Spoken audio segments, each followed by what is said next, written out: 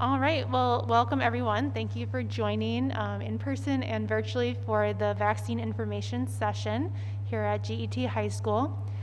So tonight we have Dr. Markzeller from Gunderson Tri-County to share some information about the vaccine. Then we'll have a brief panel of community members to share about their experience getting the vaccine and why they decided to get it. And then we'll have some time for questions. If you do have questions and you're watching virtually, please just comment or send a message to our Facebook page and I'll make sure that gets answered. All right, thank you, and come right up, Mark.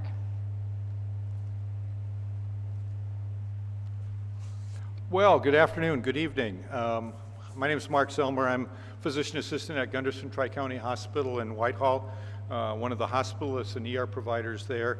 And along with my other colleagues that are identified on the screen, Dr. Breitenbach and Kathy Bowe, we're doing these presentations at several locations here in the county. So, wanted to start out by speaking a bit about the virus and identify the virus by name as SARS-CoV-2. That stands for Severe Acute Respiratory Syndrome Coronavirus 2, because there had been previous coronaviruses earlier on, and then the disease that it causes is called COVID-19. The 19 comes from it having started in 2019. It's an RNA virus, so there's a recipe for making that virus it's a genetic recipe of 30,000 letters inside the virus.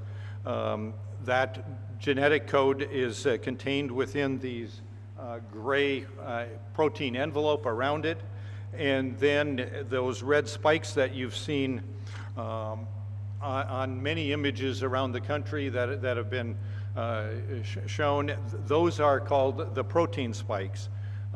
And it's that spike that is where the real action is with the virus. Those spikes are how the virus attaches to the cells inside your bodies and causes the infection. Those spikes are also how the vaccines work, by creating antibodies against those spikes and then preventing the virus from latching onto one of your cells and causing an infection.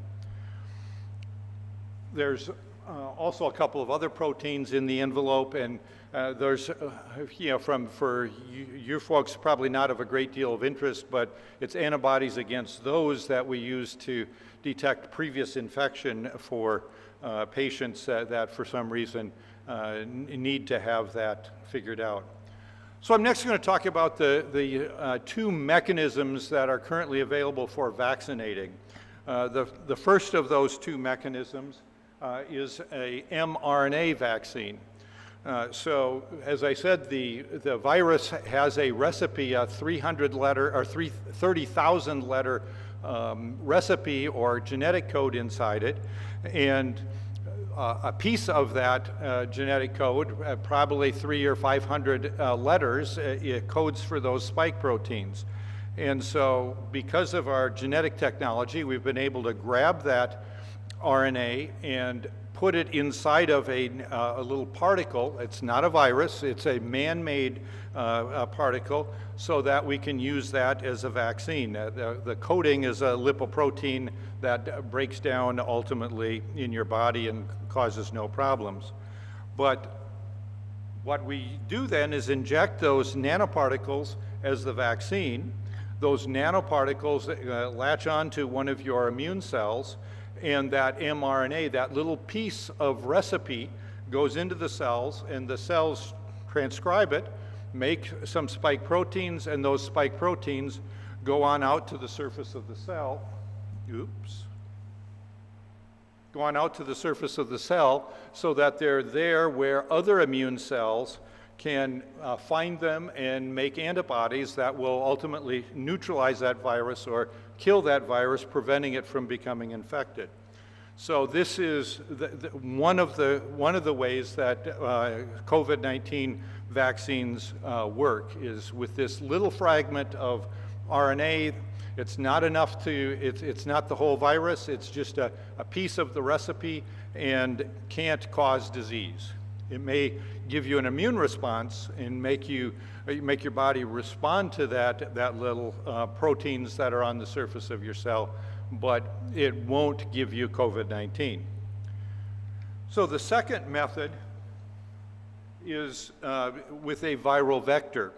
What happens there is that we take a similar piece of that genetic recipe, 300 or 500 letters, and make that into, place that inside of a virus, a different kind of a virus that's not going to cause any disease, and yet that virus carries the instructions for how to make this spike protein.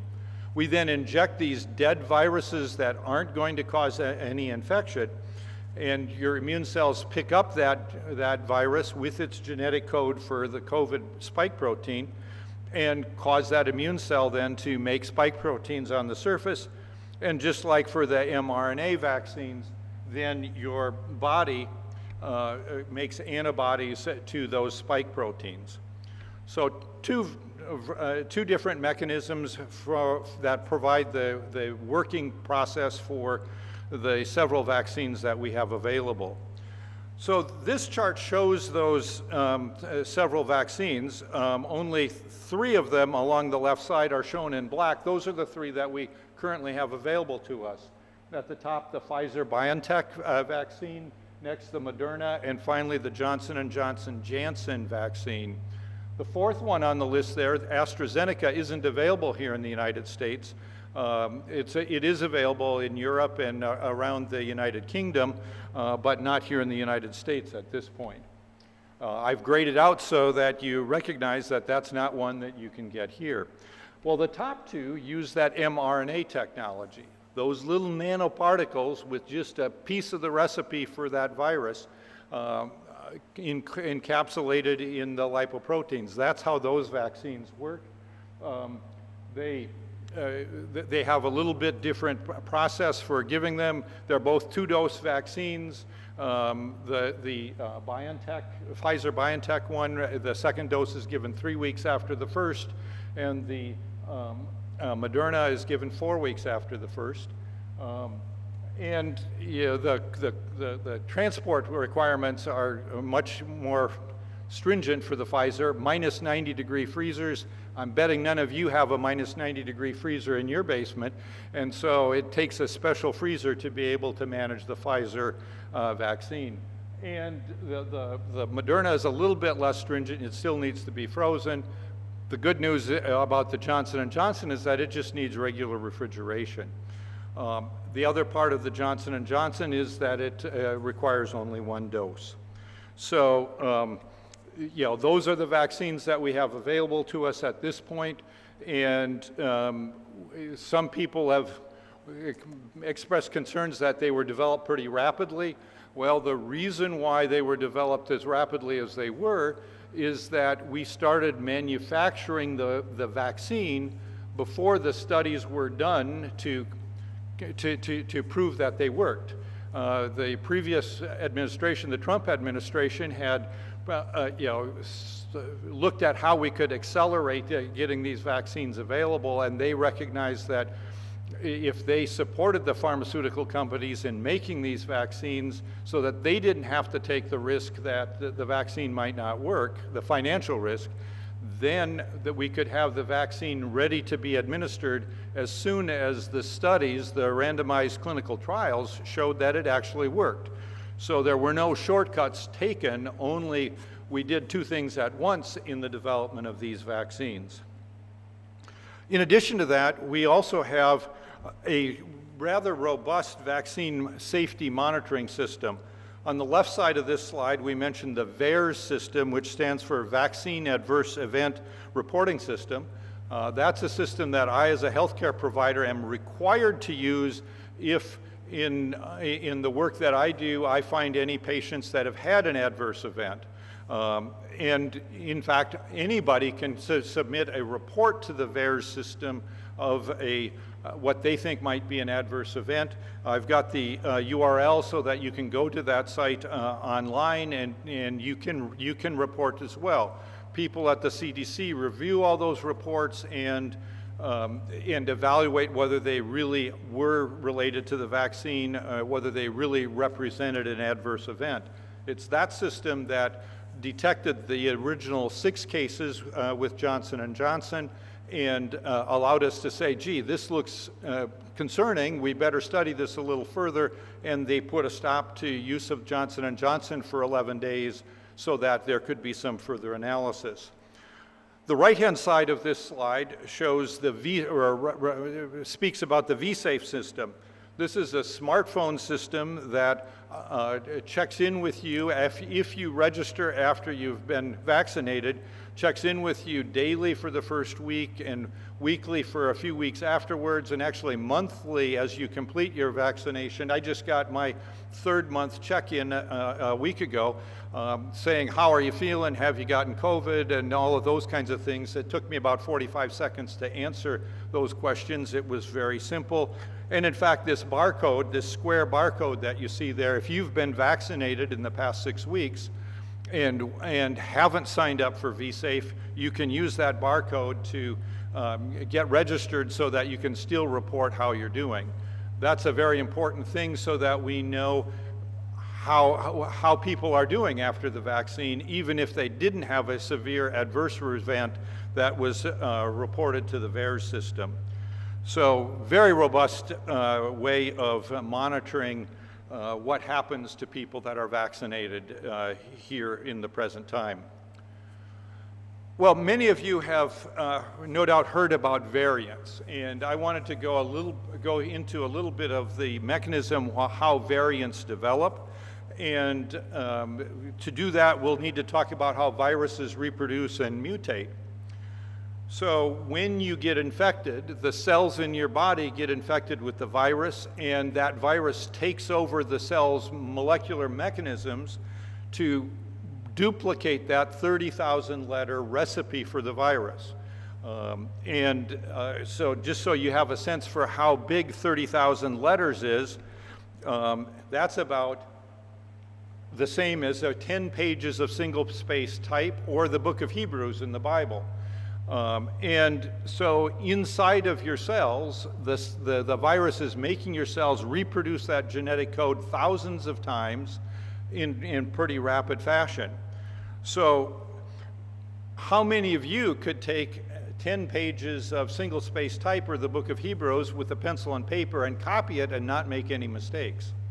I'm betting not one of you would be able to accomplish that without making at least one and probably more than one mistake.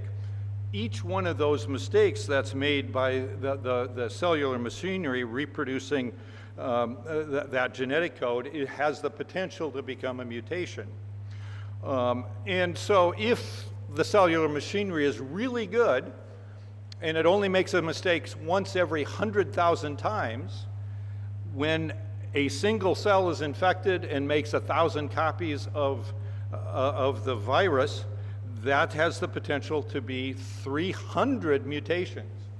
And those 300 mutations may not cause a lot of problems, but some of them may cause a lot of problems. So if you think about your body and millions of cells being infected, with each cell being infected, the potential to cause 300 mutations, there's a lot of random chances for errors that could cause problems. Now, if those errors are not a big deal, they may in fact make no difference. You can imagine if there's the word come in the book of Hebrews and somebody mistranscribed it so that the O becomes an A. When you read that section of the book of Hebrews, are you going to lose any meaning because come became came? Yeah, you'll read on it, you might not even notice that it's wrong. So many mutations, probably most mutations, actually make no difference. A second thing that might happen is that mutation, that error in copying, could cause the cell to die. So for example, if you left out a couple of spaces between words and your words all ran together, you might not be able to figure out what those words were, and then that story in that text would be meaningless. The final thing that might happen is that a change in a few letters might make the story more interesting, and that story then might get passed on more readily than one that wasn't so interesting. And in the case of viruses, that mutation would be one that would become more common.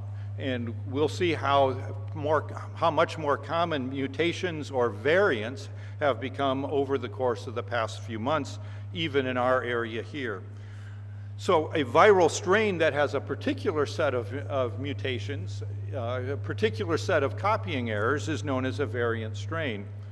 Well, a few weeks ago on April 9th, this was the La Crosse Tribune's front page, featuring Dr. Kenny, who is a molecular biologist in Gunderson's research lab that has adapted his genetic machinery to unravel cancer genetic codes to doing viral work. And so he's been doing sequencing for the viruses in our area, and in that article he published this frequency of variants.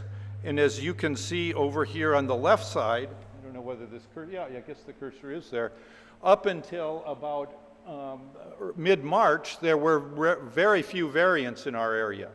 But since mid-March, now with data here through mid-April, variants are now a majority of the viruses that we're seeing in our area.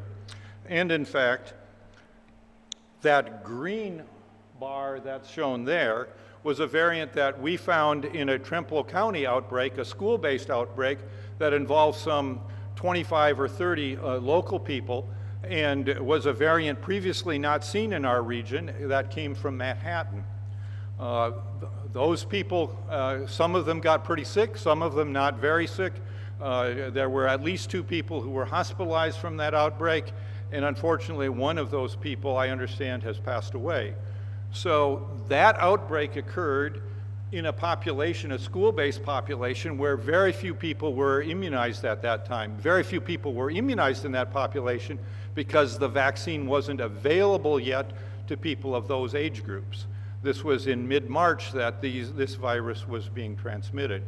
Subsequently, we've had another smaller outbreak that's occurred in a congregate living setting with elderly people who are now almost universally vaccinated. And those people were minimally ill. In fact, we probably wouldn't have even discovered that outbreak, except we were testing everybody every week. So we recognized that a few of those people, even though they were vaccinated, had gotten infected with the virus, but weren't sick. They were doing really pretty well, and yet it still was passed around in that congregate living setting. So a bit about variants. As we move forward, we expect that variants are going to be an ever-growingly common part of the COVID infections that we're seeing right here in Trempealeau County. So that's where I will end my presentation. I guess I could talk a little bit about the Johnson & Johnson vaccine. I'll do that using some slides from the ASAP meeting that just occurred last Friday at the CDC, where they chose to resume using the Johnson & Johnson vaccine. There's been a lot of talk about the blood clots that were the reason for pausing that vaccine for 11 days. And here's the actual data. The media has often reported that this was 1 in a million. If you look at the total population where the total population that received that, it was 1 in a million, but almost all of those cases occurred in women. And so if you look in the younger women where it was most common, it actually was 7 per million. And in a little bit older women, age 50 and over, there was about 1 per million cases. There was actually just 2 cases. So this was not a common event. Overall, it occurred in one in a million, and we detected it with the VAERS system. So that VAERS vaccine event system detected something that occurred very rarely, And that was what caused our federal regulators to recommend pausing giving that vaccine until they were able to figure out what to do and really understand how common this was. This then is the data that allowed them to say, gee, we really should go on and continue to use this vaccine. On the left is data projecting the future as to what would happen if we resumed the vaccination with Johnson & Johnson for everybody over age 18. The TTS that's shown there, those are those blood clots that were talked about. They predict that by resuming the vaccine, there will be 26 people over the next 6 months that will have that very rare event. But by using that vaccine, as you can see on the left, we are going to prevent 1,400 deaths. So 1,400 deaths and 2,200 ICU admissions. And so given the substantial benefit in preventing death, they believed that it was reasonable to resume using the vaccine even though there will be a relatively small number of these thrombotic events. And so, you know, from a individual standpoint, you have to decide, you know, whether you're willing to risk that possibility of dying of COVID versus getting this very much more rare problem with blood clots. So with that, I will stop my presentation, and I believe there's a panel that is going to provide some further information.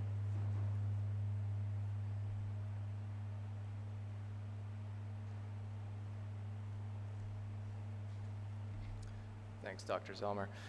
My name is Osman Cruz. I am a resident of the Galesville area. I was asked to share my experience with the vaccine process and kind of my decision-making in regards to wanting to decide to get the vaccine. I was vaccinated some months ago already, and I just wanted to share a little bit about, I guess, why I decided to do it and how it affected me. There were basically two main reasons for why I decided to get the vaccine. I work at in a profession in which I am more susceptible to contracting the COVID-19 virus. I had a lot of scares with certain contacts that I had with people where I went home and I thought, oh boy, I wonder if I had it or if I got it from that person. So after several scares, I just decided, you know what, I'm kind of tired of having to deal with those scares and having to relive that over and over again. Also, my mother she's a little bit older, and she's had a history of health problems, and it's been probably a year since I had seen her. And the pandemic was one of the reasons why we could not see each other. And I kept thinking, if I bring my mother here, she lives out of state, and I were to get her sick, I would feel terrible about myself. That was not something that I want to expose her to. So those are basically my two main reasons for deciding to get vaccinated. As far as the vaccination process itself, it was very smooth. I believe I coordinated it with the health department and got me in very reasonably soon. The process was very, very smooth once I got to the facility at which I got it done. I thought the staff did a great job of informing me of the potential risks or kind of things that I could expect after getting the vaccine. There was like a 15-minute waiting period after being vaccinated. I felt no effects personally within that period. I actually went to work that same day. I did start to feel some minor effects later in the day. It increased quite a bit before I went to bed. Basically some muscle aches, headache, quite a bit of chills, but then after I woke up in the morning, they had all subsided. I think everything just about for a mild headache, and I was feeling pretty much normal by the next day. That happened on the first shot that I got. I did take the Moderna vaccine, and then on the second, I also felt the exact same symptoms. Again, didn't really affect me too much. Right before I went to bed, I started to feel a lot more of the chills. When I woke up the next day, other than a mild headache, I felt pretty darn good. And I went about my day as normal. Obviously, I had concerns about the side effects and the effectiveness of the vaccine, as I know a lot of people do and still do. And that's why I think that it's great for people to educate themselves and using good sources as the source of that information. Be wary of social media and some of the stuff that you see on there. I know I had to kind of stop looking at social media for some of that information because I felt that it was very unreliable. So asking your doctor, going online to the CDC website, and talking to professionals who actually know what they're talking about, and making that individual decision on whether or not you want to take it. I had two main reasons for deciding to get vaccinated, and I'm very satisfied with the outcome and that I have not gotten sick. And I encourage you all to do your research and make that decision for yourselves. So thank you.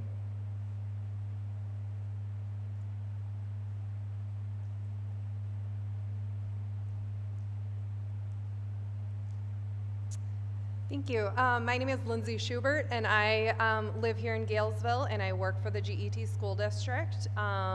I am the Director of Special Education and Pupil Services for the district, and so similar to Manny, I had multiple reasons why I decided to get vaccinated. I was one of the lucky people that did not contract COVID. You know, during this year that we've been in school and kind of been dealing with the pandemic, but I do, in a district level position, interact with all 1,400 students in the district on a regular basis, and really was wanting to make sure that not only was I protecting myself, but I was protecting all of them. We have obviously students in the district with a variety of health concerns and needs, and going home to households where their household members have different concerns and different health needs. And so it's really important to me as an educator that I make sure that school is a safe place for kids to be. And in my opinion, one of the ways for that to happen is for I myself to be vaccinated. I'm also a parent. I have 2 children, and as of right now, you know, older adolescents and adults are eligible to be vaccinated, and my children are not of that age, and so it was important to me to protect my own children in any way that I could, including being vaccinated myself. My parents, like Manny, my parents are a little bit older, and they also take care of my elderly grandmother, and I, similar to his story, I hadn't seen my parents who do live near, but I hadn't seen them really in about a year. And so it was very important to me that if I was vaccinated and they were vaccinated, that maybe then, you know, slowly we could start to resume some of those gatherings, and that would be an important thing for our family. I had the Pfizer vaccine. I've had both doses now for about a month. After my first dose, I had some mild symptoms about 24 hours after the first dose. Some headache, body aches, just really fatigue more than anything. But I had gotten my vaccine on a Friday morning, and my symptoms came probably around lunchtime on Saturday. By the end of the day on Sunday, I felt just fine. So really the symptoms were really quite mild. I felt like I also got very good information from the agency in which I received my vaccine. The fact that I had some symptoms after the first dose, I had gotten some great suggestions from them about drinking some more water before the second dose, making sure I was well hydrated, well rested, things like that. And actually when I got my second dose, I was lucky to not experience any side effects after that second dose. So again, I guess I would just reiterate that when you're making your decision about whether or not you want to get vaccinated, that it is important to have good factual information to base that decision on. Also, that to remember that it's not about you yourself and whether or not you believe that you yourself would be someone who could survive COVID or who would be okay. if they contracted COVID, it's about everyone around you. It's about the people you interact with at the grocery store. It's about the people you interact with at work or who your children interact with at school. It's really about keeping the community safe as a whole. Thank you.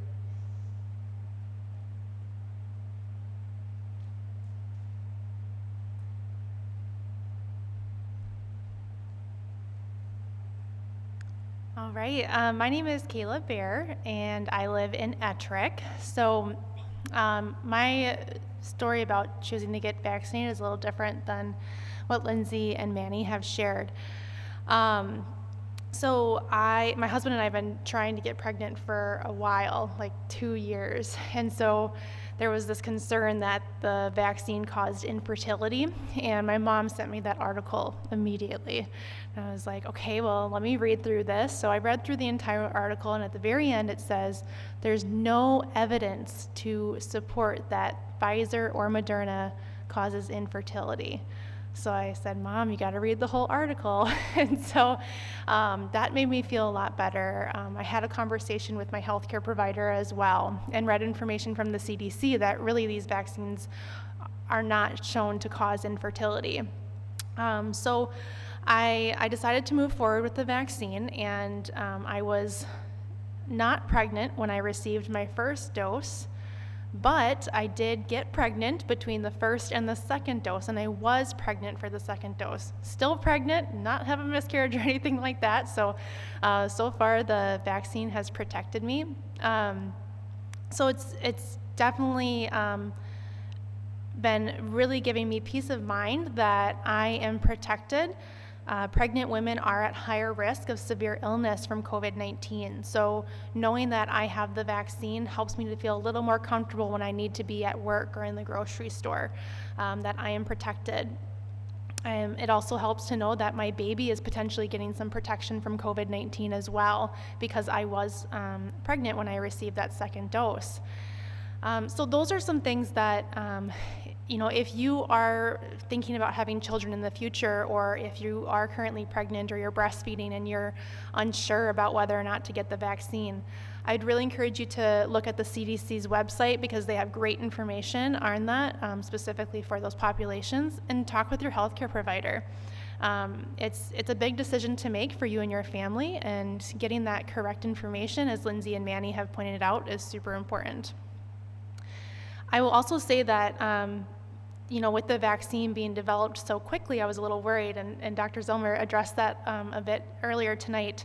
But prior to working in public health, I used to work in a lab, in a research and development lab. So I, was in the lab as a chemist, working firsthand with drug development, and knew it takes a long time for drugs to go through clinical trials and for them to make it out of the lab and into that development stage.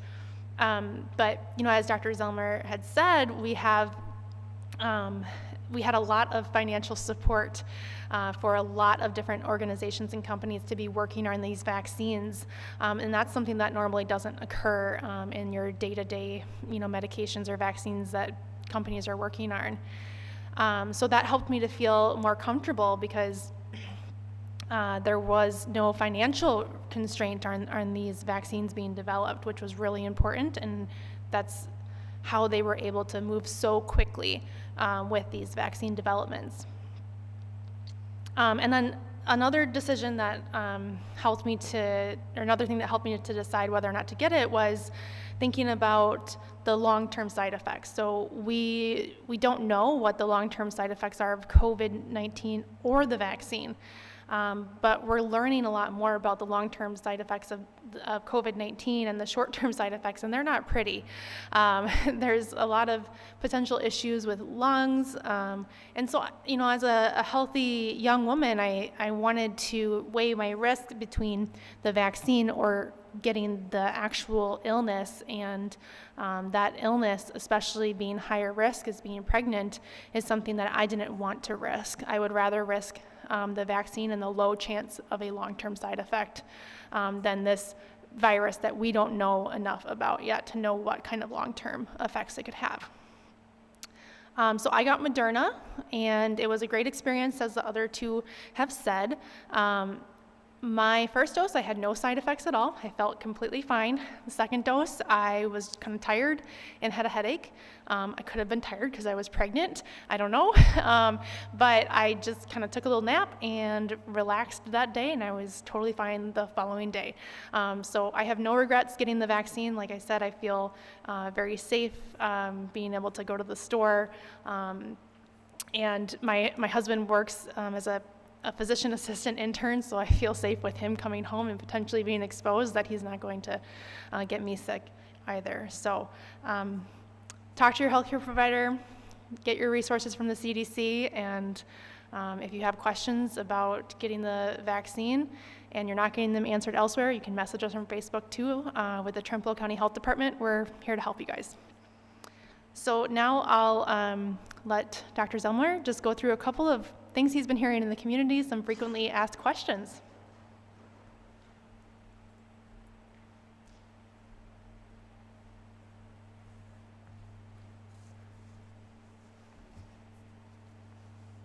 So among the questions that we've heard asked frequently are having to do with the vaccine development process, which I highlighted in the presentation. But you know, typically a for-profit pharmaceutical company will be developing such a vaccine, and they won't move forward with the next step until they're certain of what's happened with the previous step, because they're using investors' money. In this case, the pharmaceutical companies had the backing of the federal government, so they knew that they could move forward and not risk their investors' money on their research, and were able to start manufacturing before they had pursued the testing. The testing was done on some 40,000 people for the Pfizer vaccine, and about 35,000 for the Moderna vaccine. And so the size of the study that was done to justify using these vaccines was no smaller than what it would have been otherwise. From a scientific standpoint, the other thing that allowed that process to move along was that those studies were being done when the incidence of new infection was pretty high, and so it didn't take them very long to have enough people in the placebo group who got infected to be able to demonstrate a difference. So that research was able to be done at an optimal time when we could get good results in a relatively shorter period of time than if the pandemic had been much calmer at that time. So you've heard, next frequently asked question is, what about the side effects? I think you've heard several stories of how people felt. I too have been vaccinated. Mine was the Pfizer. My first dose, I didn't even have anything that I noticed until I leaned against the easy chair. Oh, my arm, it's just a tiny bit sore. Oh, that's right, I got a vaccine today. I had forgotten that I'd been vaccinated. The second dose, I was felt a little bit lousier. It was a Sunday afternoon, and by the time noon rolled around, I felt like taking a nap on a Sunday afternoon. Well, I often do that. And by the time I woke up from the nap, I was feeling fine. So, yes, you should expect that that you may not feel exactly perfect after the vaccine, but that's the vaccine working. That's your body mounting an immune response, and you know, it's a sign that you're getting some benefit. There are the rare side effects that can be much more severe, and that's why we have you wait for 15 minutes after the vaccine, so that the severe things are likely to occur while you're in a facility where there's health professionals around to deal with them, and they occur quite rarely. So yes, there can be some side effects. Most of those side effects, the vast majority of those side effects, are the vaccine working as we expected it. One of the other questions was about taking ibuprofen. There's been some suggestion that it's best not to take ibuprofen just before you get the vaccine. And there's a theoretical reason for that, that ibuprofen as a non-steroidal anti-inflammatory may slightly attenuate your body's immune response, and so it's felt best not to take the ibuprofen before you'd get the vaccine, but it's fine to take it afterwards because by then your body's mounting that immune response, and if you need some ibuprofen to manage the fever or the aches, it's fine to take afterwards. A Tylenol is also fine to take afterwards. You know, we mentioned the Baeer's adverse event reporting system. That's what you should do if you think you've had a significant adverse event, and it's available to anybody. And we as healthcare providers are required to use it, as I'd said earlier. Is the vaccine safe for pregnant women? Well, in the original 40,000 person study for the Pfizer vaccine, there were something on the order of 100 or 150 people who got pregnant during that study.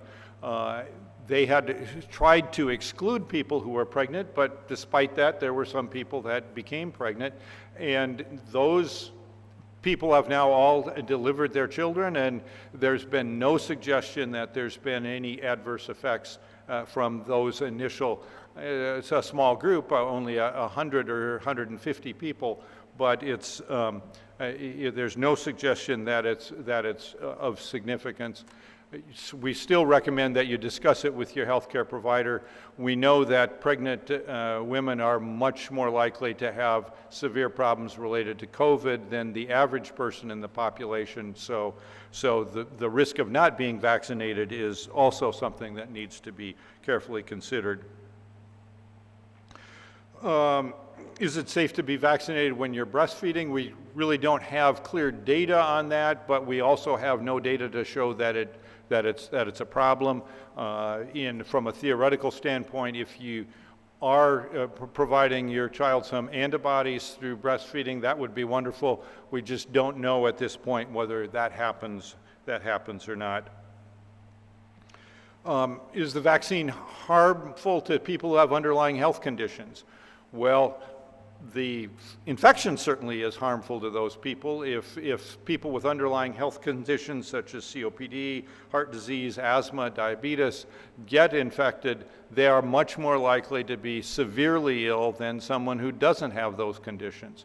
So again, we need to be thinking about what the risk is if you don't get vaccinated, and there's nothing to suggest that those people with underlying health conditions have more severe reactions to the vaccine than those who don't have those conditions. How long will the vaccine be effective? Well, that's a good question. We only started giving the vaccine last summer, so the first people to get that vaccine aren't yet out a year from their vaccination. So we don't have any clear evidence that it's no longer working for those people, but we expect with the advent of variants that it's likely that we're going to need to have a booster. That booster is going to be relatively simple to develop because if we recognize the genetic code that's changed in the variant, we can then design a vaccine that is specific to the variants and very quickly be able to make a booster that will be quite closely targeted to what we need at the time we need a booster. There's ongoing studies of that. That's why the V-Safe system asks us even 3 months out how well you're doing, because they're trying to see when and if that vaccine starts to be less effective than previously. So if you've been vaccinated and haven't used the V-Safe system to log how you're doing, that's one of the ways that we will be able to tell if there's need for a booster. Next one here is, once we've been fully vaccinated, will we need to continue to wear masks and physically distance? Well, the answer is yes. If you're with a small group of people who've all been vaccinated, you can, as the CDC has announced in the past week or two, you can, in those small groups, be without masks. But even in the community where you don't know whether the person next to you has been vaccinated or not, it's best to wear a mask, because that prevents transmission. We haven't found clear evidence that vaccinated people are likely to be infected, but we have seen some breakthrough infections, not serious, among people who've been vaccinated. So with the variants, you can still get an infection even with vaccination, and so you want to try to control your possibility of passing that on, even if you've been vaccinated. So for now, until we get everybody at that level of immunity, that herd immunity that you hear described, it's probably best when you're in large group settings to continue wearing a mask, continue distancing, continue washing your hands, and all of those things that we know work to prevent transmission. Well, about children, I've got 2 grandsons, ages 2 and 4, and they're not vaccinated. The vaccine is just now being studied in people as young as 6 months of age. The studies on the 12 to 16-year-olds will soon be completed, and once those studies are completed, the manufacturers will be looking for authorization to give the vaccine to up to 12 years and older, and the studies for the younger kids are ongoing as well. Those studies will take a bit longer because there's not near as much illness in the community now as there was last summer and fall when the original studies were being done, so it will take a little bit longer to get enough cases to be able to show that the vaccine actually works. So vaccines are coming for kids, but they're not here yet at this point. The Pfizer vaccine was approved for ages 16 on up, so if you're 16, you can get the Pfizer vaccine. Where's the best place to get information? The CDC has been probably my best source of information. I've worked with the Infectious Disease Society of America and the CDC together, who've got lots of websites with information. The healthcare institutions in the area, both Mayo and Gundersen, have good websites that have additional information. The Wisconsin Department of Health and the Trempealeau County Health Department also have good websites with information, so you can find good, reliable information pretty easily. One that's been circulating, are they implanting microchips in the vaccine to track us? Well, as I showed in the pictures of the vaccine, what's in the vaccine is either a tiny virus with some genetic code or just a piece of the genetic code. There's not a chip in there. It wouldn't fit through the needle. So no, there's not microchips in the vaccine. And can the DNA, the vaccine material, can it change our DNA? No, it can't. The mRNA vaccines have only messenger RNA, which deteriorates in the cell, never gets to the nucleus of the cell, and those cells degenerate as soon as they've produced the spike proteins and have caused the immune response. So it's just not possible for those vaccines to change your DNA. It's possible for you to have an immune reaction, which is your body mounting an immune response that's going to keep you from getting really sick from an infection and potentially keep you from getting infected at all, but it's not going to change your DNA. So if there are any questions that those of you that are here in the auditorium would like to have me answer, I'd be happy to try to do so. I don't know if you've gotten any questions online as we've been live here? No? Well, I appreciate your watching today, and glad that we've been able to do this production for you all at home.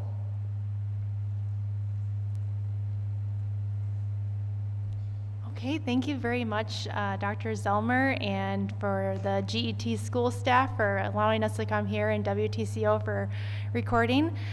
So we will be sharing this on our Facebook page for people to watch. If you are interested in getting the vaccine, you can sign up online at co.trempealeau.wi.us/coronavirus.